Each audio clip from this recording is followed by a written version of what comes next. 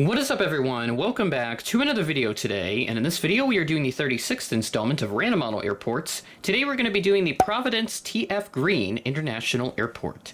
Thank you to 767 Aviation for suggesting this month's Random Model Airport. If you have any new suggestions, please leave them in the comments below.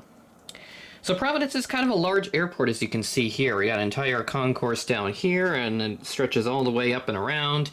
So there's a lot of gates to go over and a lot of planes as well. So just some brief history on the airport. It was dedicated as the Hillsgrove State Airport back in 1931 and renamed to its current name, TF Green Airport, in 1938, although it has been changed to something more like Providence, Rhode Island and all that. So they just added the city and state name in there just to kind of show where it's at, if you will. 1957, you had airlines like Eastern, American, United, and National that were all operating here. And then DC-6Bs from Washington Reagan became the longest nonstop flight by the end of the decade. First jets were the Mohawk BAC-111s in 1966. A new terminal opened up just a couple of years prior, was replaced in 1996 with this facility, which has been expanded a couple of times, and during that time, new airlines like Air Canada, Southwest, and SATA International, even with the Airbus A310, did operate here, and I don't think SATA is here anymore, and then they are not. In 2017, the airport was named the official airport for the New England Patriots, which I found kind of interesting, so I'm guessing they use this airport to fly out of whenever they have any away games or road games that they have to go to, so they'll use their 767 jet, which is operated by, I think, Eastern Airlines now, whenever they travel. And that aircraft actually visited Sioux Falls, I think last summer. I was not home when I heard of it landing here, though, so unfortunately I did not get to see it. And just some other news as well. Breeze Airways will begin its Focus City status here in Providence on March 29th. And in between that time and July, they're going to begin new services to Cincinnati, Columbus, Fort Myers, Los Angeles, Orlando International, Richmond, Sarasota, and Tampa. So all those services there you see, between March and July, they are all going to begin. So that's pretty insane that Breeze is going to just expand rapidly here out of Providence, and that's what they've been doing with some of these airports where they operate to, trying to make them all focus cities, it seems like.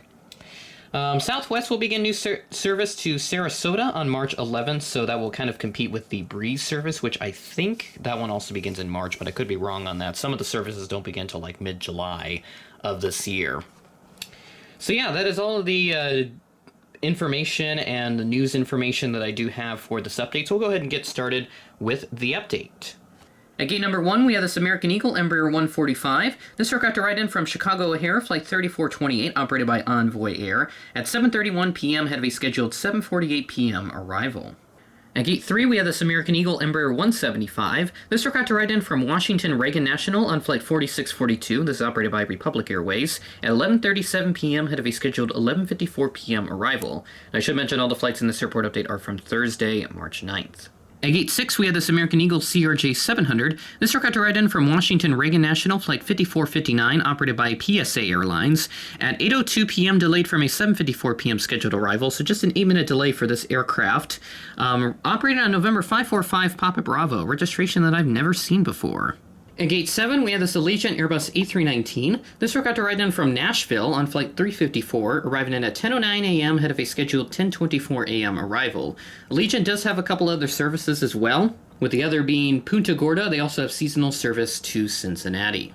At gate number 9, we have this United Express CRJ 550 coming in from Newark on flight 4185, operated by GoJet, so this is a pure CRJ 550. This arrived in at 10:22 a.m. ahead of a scheduled 10:43 a.m. arrival. At gate 11, we had this United Express Embraer 170. This aircraft operated in from Chicago O'Hare on flight 3584, operated by Republic Airways, arriving in at 3:59 p.m. ahead of a scheduled 4:05 p.m. arrival. Flipping to the other side, at gate 12, we have this JetBlue Airbus A320 with the plaid/tartan tail made by Velocity Models. This aircraft arrived in from Orlando International on flight 1076 at 5:25 p.m. ahead of a scheduled 5:27 p.m. arrival.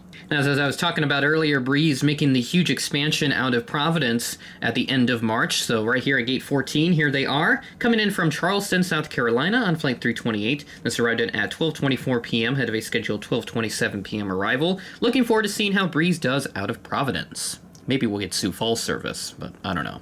At gate 16, we had this Delta Airbus A320 coming in from Atlanta on flight 2659. This arrived in at 5:40 p.m. ahead of a scheduled 5:46 p.m. arrival. Moving along to gate 18, we got a Delta Connection Embraer 175 with the short winglets. Still need one with the enhanced winglets, but Gemini Jets has not yet made it. Hopefully they will soon, like I've said about 1,001 times now. This aircraft arrived in from New York LaGuardia on flight 5698, operated by Republic Airways, at 11:14 a.m. ahead of a scheduled 11:32 a.m. arrival. At gate 22, we had this Delta Connection CRJ 900. This aircraft arrived in from Detroit as a SkyWest operated flight, flight 3562. This arrived in at 11:10 p.m. ahead of a scheduled 11:26 p.m. arrival. Last two planes in this update are Southwest, so we'll take a look at the 737-700 in the Heart livery, parked over here at gate 21 today. This came in from Tampa on flight 2087. This arrived in at 7:13 p.m., delayed from a 6:50 p.m. scheduled arrival, so about a 23-minute delay for this aircraft. Parked at gate 17, we have the Southwest 737-800. This arrived in from Washington Reagan National on flight 3363, coming in at 12:16 p.m. ahead of a scheduled 12:25 p.m. arrival. And that'll do it for this update at Providence TF Green International. Thank you to 767 Aviation again for suggesting this airport. Like I said at the start of this video, if you do have any new suggestions, feel free to leave them in the comments, and I'll add you to my ever-growing list that I have yet to do. Keep in mind, I may not get to your suggestion right away, as I may want to do something else, or if I do find another airport that looks a little more appealing to me, that I want to do sooner. So yeah, not much for me to talk about here at the end of this video, but if you did see on Wednesday, my Des Moines airport update came out. I did have to reschedule this due to some weather-related circumstances because I wasn't able to get home from college on the particular weekend where I would normally film my Des Moines airport update, and I did not know about this until pretty much at the last minute, so I was not able to schedule that into my plans beforehand so that I could pre-record that update and still have that out. So that did come out on Wednesday, and I will be working on that here shortly after I film this video, because I'm filming this before the Des Moines airport update, as I still kind of want to go by my normal schedule, if you will, as we continue through March. So with that being said, that is the end of the video. Thanks for watching, and I will catch you in the next one.